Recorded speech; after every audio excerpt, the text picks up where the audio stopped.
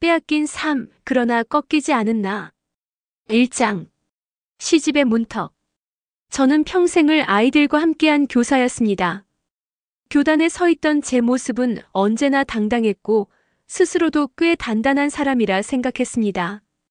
그러나 결혼이라는 선택 앞에서 저는 그저 한 명의 여자가 되고 싶었습니다. 안정된 가정, 따뜻한 가족, 서로에게 기대며 사는 평범한 행복을 꿈꿨습니다. 결혼식 당일 수많은 하객의 축복 속에서 환하게 웃고 있었지만 제 가슴 한구석에는 알 수 없는 불안이 스며들고 있었습니다. 시댁 대문 앞에 서자 그 불안은 분명한 형태로 다가왔습니다. 우리 집 규율은 내 친정처럼 그렇게 느슨하지 않아. 며느리는 며느리답게 굴어야 한다. 시어머니는 첫 인사 자리에서 이렇게 말씀하셨습니다. 저는 놀라움과 두려움을 억누르며 미소를 지었습니다. 예, 어머니. 잘 배우겠습니다. 그 순간 저는 알았습니다. 이 결혼은 사랑의 시작이 아니라 저를 집어삼킬 거대한 굴레의 문턱임을. 의장. 시어머니의 그늘. 새벽 공기가 아직 싸늘한 5시, 시어머니의 발자국 소리가 부엌을 메웠습니다. 저는 불이 나게 따라 일어나 허둥대며 칼을 잡았습니다. 손이 왜 이렇게 느리니? 밥상 차리는데 내가 군뱅이처럼 굴면 집안 체면이 서겠니? 날 선 목소리가 등줄기를 파고들었습니다. 저는 급하게 칼질하다 손가락을 깊게 베었습니다. 피가 방울져 떨어졌지만 시어머니의 눈치를 보느라 감히 소리를 낼 수 없었습니다. 죄송합니다, 어머니. 더 빨리 하겠습니다. 그녀는 차갑게 말했습니다. 내 집에서는 이렇게 배웠니? 며느리 노릇 하나 제대로 못하면서 무슨 교사였다고 큰 소리치냐? 밤마다 저는 이불 속에서 눈물을 삼켰습니다. 교단에서 아이들에게 자신을 믿으라고 가르치던 제가 정작 제 자신을 믿지 못하고 있었습니다. 거울 속 얼굴은 메말라갔고 저는 점점 그림자가 되어갔습니다. 3장. 남편의 두 얼굴. 결혼 초반 남편은 저에게 따뜻했습니다. 힘들면 말해. 내가 내 편이야. 그 말을 믿고 버틸 수 있었습니다. 하지만 그 다정함은 오래가지 않았습니다. 술을 마시고 들어온 날이면 그는 사람이 달라졌습니다. 내가 엄마를 화나게 하니까 내가 욕먹는 거잖아. 내가 문제야. 그는 제 어깨를 거칠게 밀쳤습니다. 저는 애써 차분히 말했습니다. 당신 제 편 한 번만 들어줄 수는 없나요? 그의 대답은 칼 같았습니다. 넌 늘 피해자인 척해. 사실은 내가 이 집의 불화의 씨앗이야. 그 순간 그의 셔츠에서 낯선 향수 냄새가 풍겼습니다. 제 눈빛을 피하는 그의 시선 속에서 저는 진실을 직감했습니다. 그는 이미 제 곁에 있지 않았습니다. 4장. 신우와 그 남편의 조롱. 명절날 신우 내외가 집에 들어서자마자 저를 향한 조롱이 쏟아졌습니다. 형수, 우리 집에 들어와서 뭐 잘난 척할 게 있니? 넌 그냥 시집살이나 잘해. 신우는 기어이 웃음을 섞어 말했습니다. 맞아.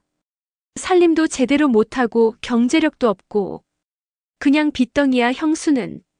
신우의 남편은 담배 연기를 제 얼굴 앞에 일부러 뿜어냈습니다.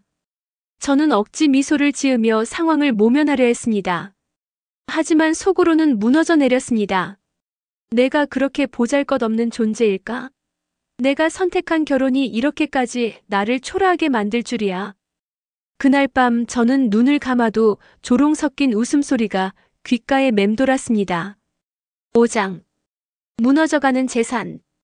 결혼 전 저는 작은 아파트 한 채와 교직에서 모은 적금을 가지고 있었습니다. 그 돈은 제 노후와 아이의 미래를 위한 최소한의 안전망이었습니다.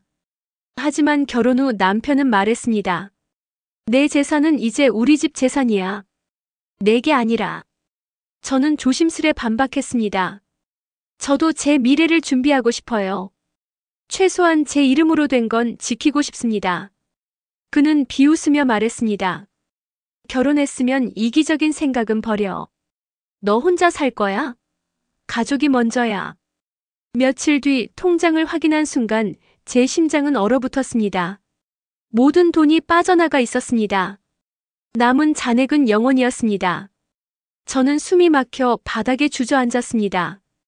내 삶이 송두리째 빼앗겼구나. 6장. 아이마저 지켜내지 못한 날. 아이의 웃음소리는 제 삶의 마지막 희망이었습니다. 그 작은 손이 제 손을 잡을 때마다 저는 그래, 아직 버틸 이유가 있어라고 스스로를 다독였습니다. 하지만 시어머니는 그마저도 빼앗으려 했습니다. 애는 우리 집 대를 잇는 아이야. 내가 키우는 게 아니라 우리 집안이 키우는 거지. 저는 절망스럽게 말했습니다. 어머니, 아이는 제 아들이기도 합니다. 제 품에서 크는 게 당연하잖아요. 시어머니는 차갑게 웃었습니다. 내가 뭘 줄 수 있니? 돈도 능력도 없으면서. 애한테는 내가 오히려 짐이야. 그 말은 칼날처럼 제 가슴을 찔렀습니다.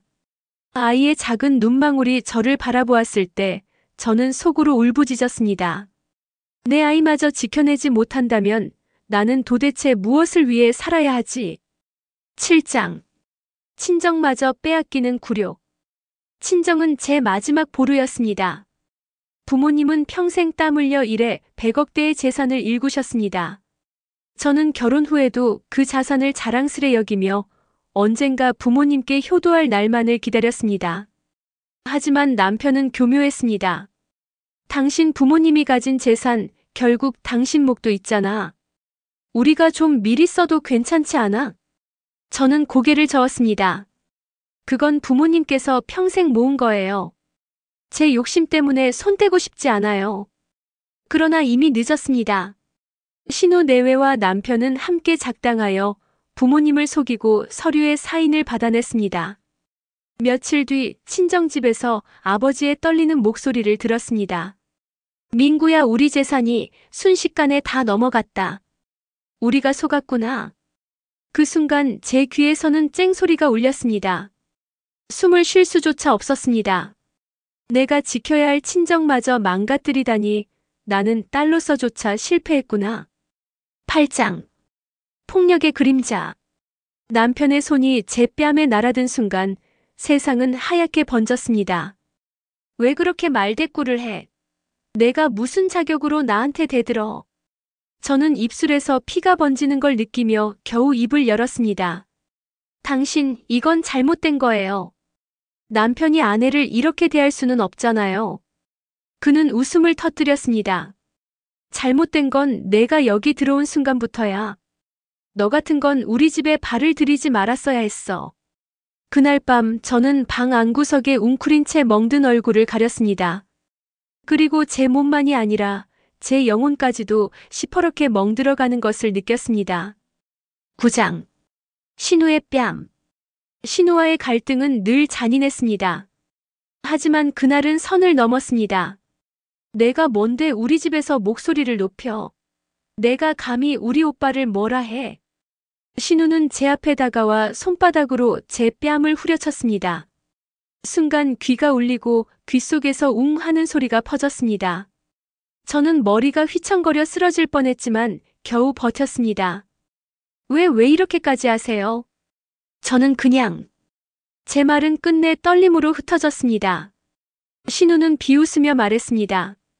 넌 원래 이 집안에서 발붙일 자격이 없어. 내가 들어와서 다 망가진 거야.